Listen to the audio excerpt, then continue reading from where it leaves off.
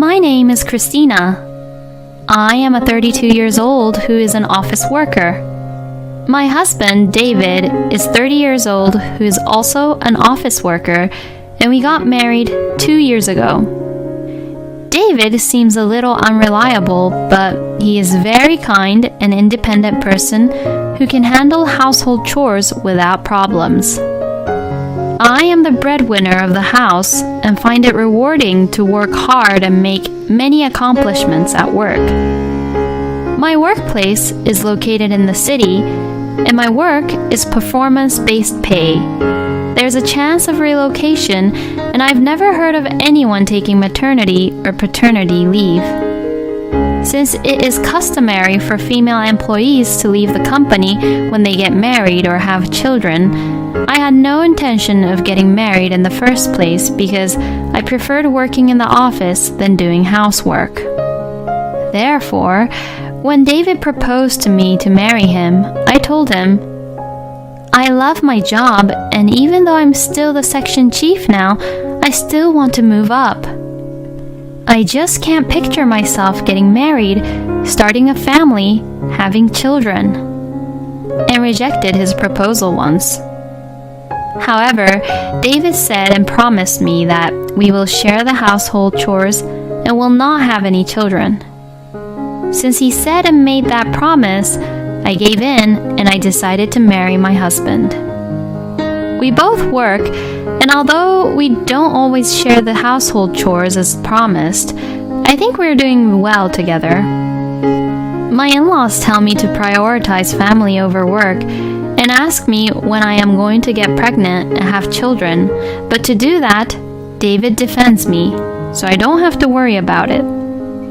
Life with my husband is comfortable for me, and I have come to think that married life is not that bad, but it is actually a good life. Then one day, I received a call from my immediate supervisor, the general manager, and was ordered to be transferred to a branch office. What do you think about it? The place of work is a local branch office, but I will make sure to have you transferred back to the head office after 2 years. At the new location, you will be assigned to the same position as you are now, as a section chief, and if you keep up your great performance, you will be promised of a promotion when you return. If everything goes well, you will be the first female general manager in our company. I don't think this is a bad offer for you. In fact, I am not over-exaggerating, but it's to be said that these kind of transfer decides my future at this company, whether I will move up and get promotions or not. All of the department heads and those who have been promoted for higher position have experienced transfers, and if anyone refuses, they end up and stay as section chiefs, or can even be demoted or be relocated to a boring branch. If this offer was made before I was married, I would have jumped at the chance without hesitation. However, since I am a married woman, I can't make this decision on my own at this once. Thank you for the offer. I personally would like to consider it positively. However, since I would like to discuss this transfer with my husband, may I come back to you after the discussion? Oh, that is right. You are married. You can choose whether you want to be transferred alone or with your family, so go ahead and talk it over. I will be expecting a positive answer. When I returned home from work, I told about the transfer to my husband. I am being offered for a transfer, and it seems like I might be going to the rural area. My supervisor promised me that if I worked hard for the upcoming 2 years with good results, I could come back here and get a promotion. David, if you're okay with this, I was thinking of accepting this offer.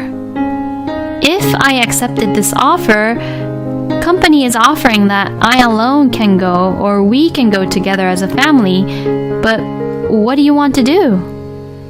My husband looked surprised, but after thinking about it for a moment, he answered, If you accept this offer, all of your dreams will come true, right?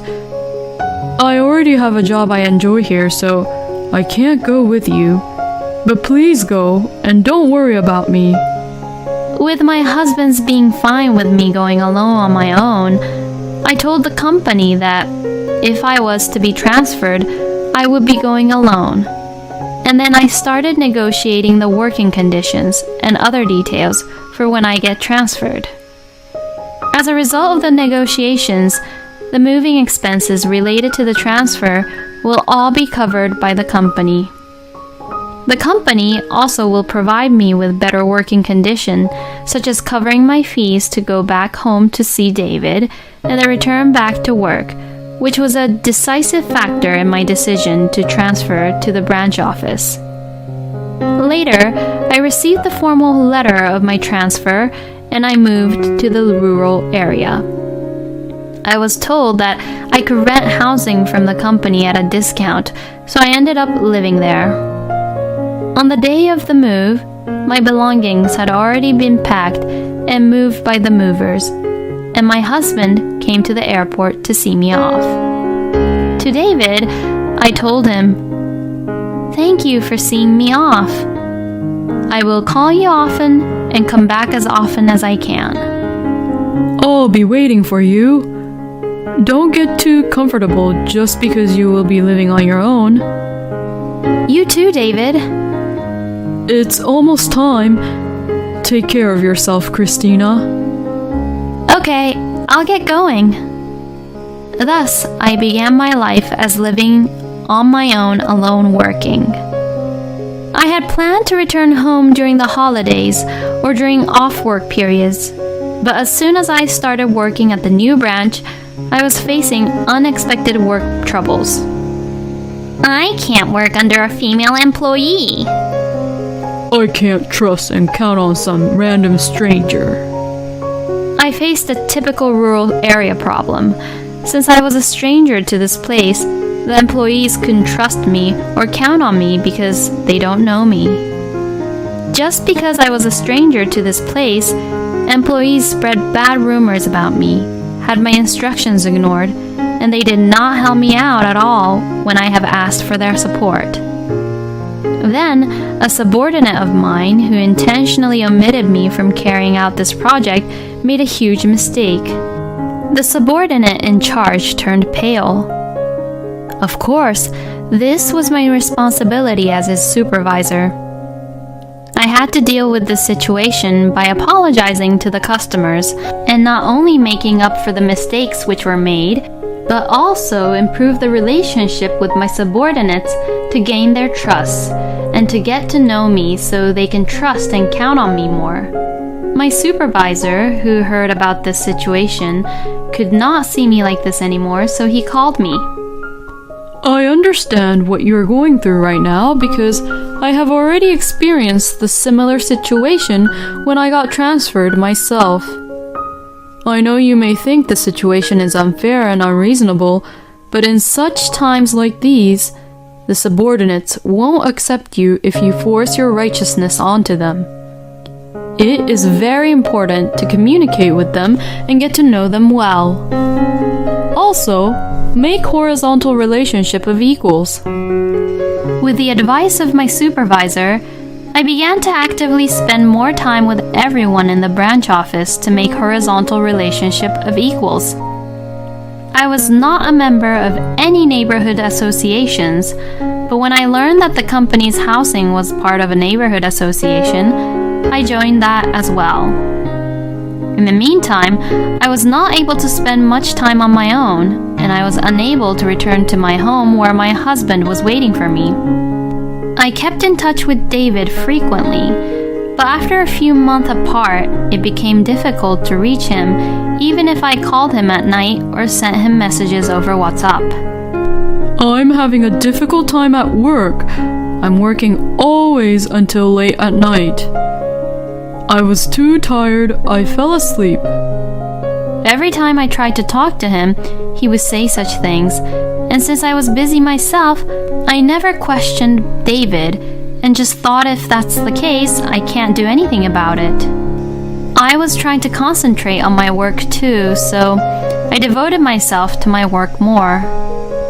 Then one day, since my work calmed down and there was this long holiday coming up, I abruptly decided to return home to go see David. However, I couldn't reach David by phone or WhatsApp. Since I still have the key to the house, I returned to home without notice to surprise him. When I unlocked the door and entered our home for the first time in a while, I felt something was wrong. And then I heard, "Chuck, welcome home. You should have told me if you were coming home early." A woman I didn't know rushes to the front door where I was standing. The woman and I were stunned to see each other. It was the woman who opened her mouth first to break the silence. Excuse me, who are you?" Who are you? This is my house." "I think you got the wrong address. Can you check the address? I live in this house." We had an argument, so we both went outside to check the nameplate, but the nameplate hanging on the door was the one I had specially ordered, and it is custom made. Both the key and the door plate is mine. I'm sure this is my house, so I am coming in. "Hey, what are you saying? Stop barging in my house." Even though this woman was trying to stop me from entering, I still forcibly entered the house. Then, when I looked around inside of the house, everything has been changed, and I did not recognize the interior. Even my favorite curtain and couch were changed.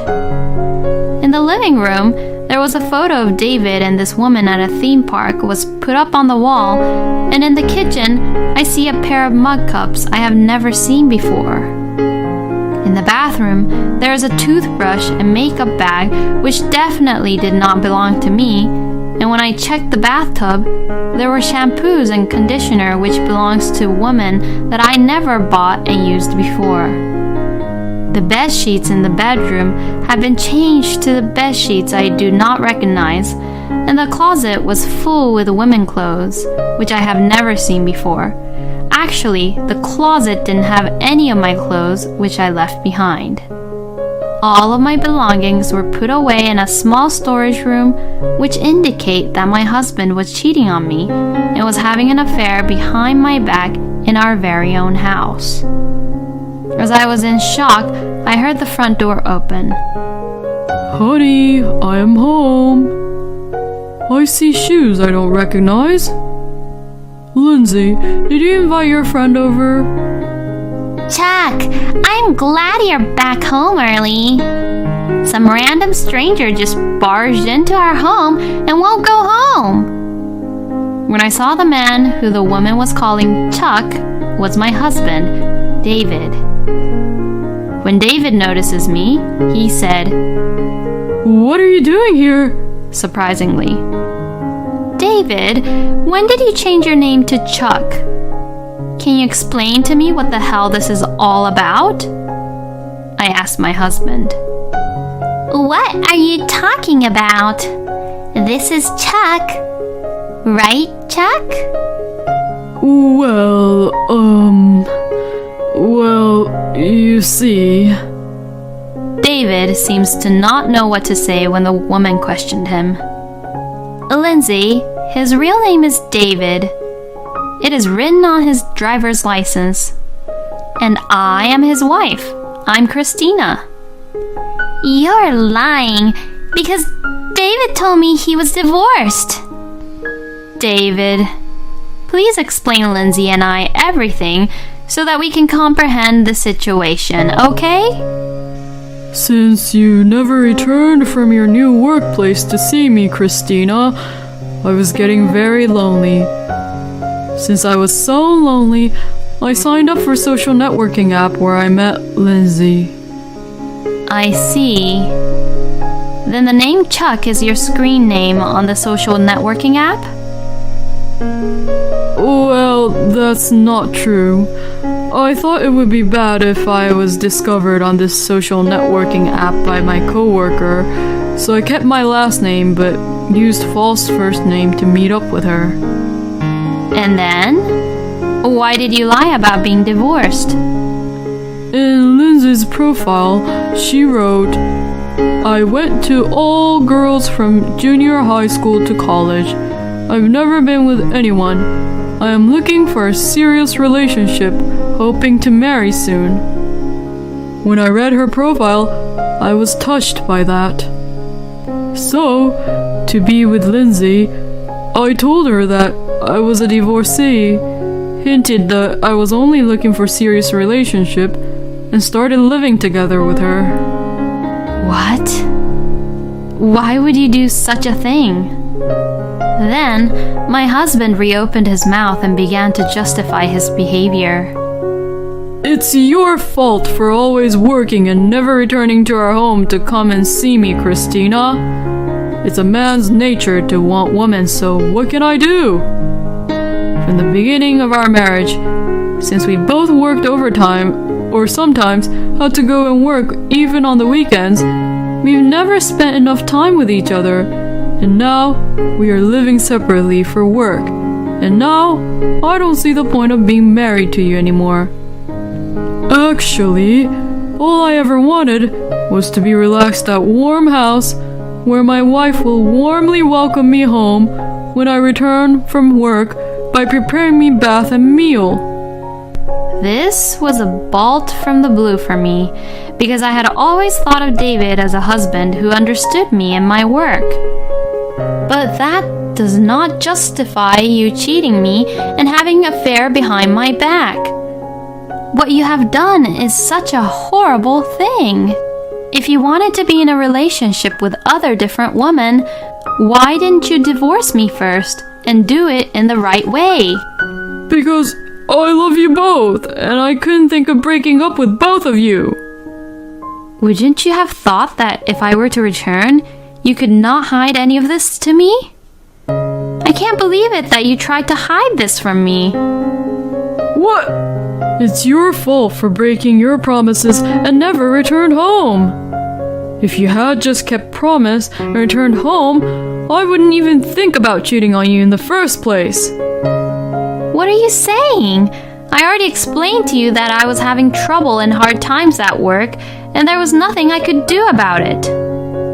While David and I continued to argue, Lindsay just turned pale and stood there. Lindsay seemed to understand the situation that she has been tricked by David, who is a married man who had no intention being in a serious relationship with her. It was all a lie, wasn't it? You made a such fool of me.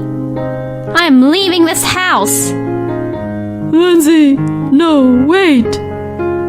David tried to stop Lindsay from packing up her belongings and leaving the house, but she shook him off.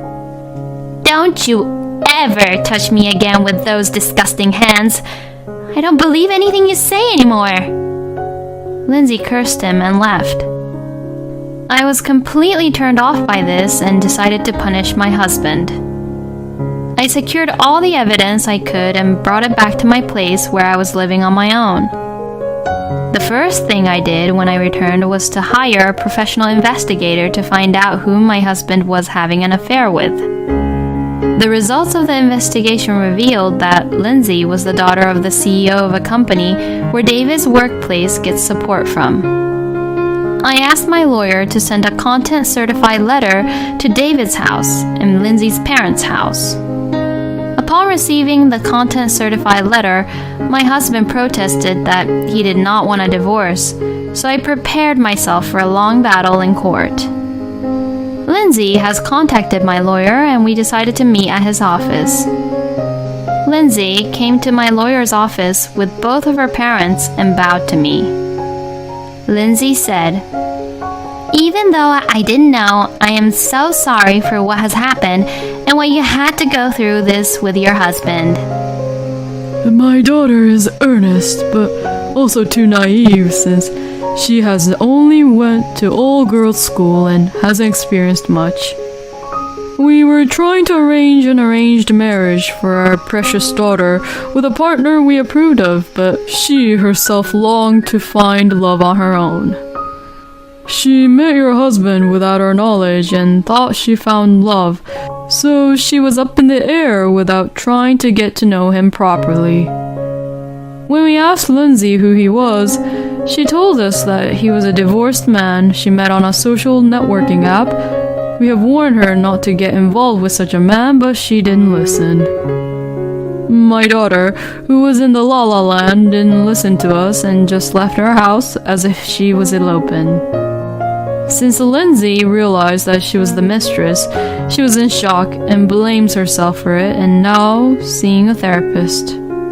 We will pay you the settlement of $500,000, so please do not tell anyone about this. We are very sorry for what has happened. Lindsay and her parents apologized sincerely. I accept your apology, but with one condition. I am preparing for a divorce, but my husband refuses to divorce me. With the condition of you cooperating with me when I go to the court for the divorce trial, please testify, then I will accept the settlement on that condition. Fine. I will cooperate. However, my daughter is young, so I don't want her to go to court and have any record about it. I'd like to cooperate with you in other ways to punish your husband. What do you think? Fortunately or unfortunately, David's workplace is our business partner. Thus, Lindsay and her parents and I teamed up to punish my husband. David's workplace would be accused for offending the business partner's executive, Lindsay's father, and all of this would be my husband's responsibility. In the meantime, my parents-in-laws, who were unaware of such situation, were calling my husband as usual. Christina won't even answer our call or even return our calls. She's too focused on her work. When is she coming back? When am I going to hear the news of having grandson or granddaughter? Mom, this is not the right timing. I actually had an affair with another woman while Christina was away for her work, and now Christina is trying to get a divorce from me. Well, it's Christina's fault for my son to cheat because she was too focused on her work and paid no attention or didn't care for my son. Actually, you should divorce Christina, and why don't you get back together with Lindsay? When David told his parents what happened, the in-laws thought that Lindsay's parents would have more money than I did. David's parents started taking sides with my husband, wanting him to get back with Lindsay, and they started attacking me. When David's parents called me many times and I refused to answer them, they started to call me at my work. When they couldn't get through to me over the phone at work, my in-laws stormed into my office where I was working and made a scene. Let go of my son. Divorce him already. It's your fault that my son cheated on you. If Lindsay and David get back together, David will be very happy, so don't interfere. Albert, Cindy, what are you talking about? I am the one who wants to get a divorce, but David is the one who is refusing it. Besides, Lindsay has no intention of getting back together with David anyways. After all, David tricked and betrayed Lindsay, who is the daughter of David's company's business partner's executive. Lindsay's father is pretty upset with the situation, and it seems that there will be no bright future for David at his company. As soon as the in-laws found out that David has offended his company's business partner's executive, they started sucking up to me. Oh, I didn't know what was really going on. I guess we misunderstood. I am sorry. My son was very stupid, but he learned his lesson. You will forgive him, right? I am not going to forgive him. How can you say such a thing? I have nothing more to say to you. Please leave. My in-laws lingered and didn't leave, so the security took them away, and because of their violent behavior, my company sued David's parents for obstruction of business. I then successfully received alimony from my husband, and we were divorced.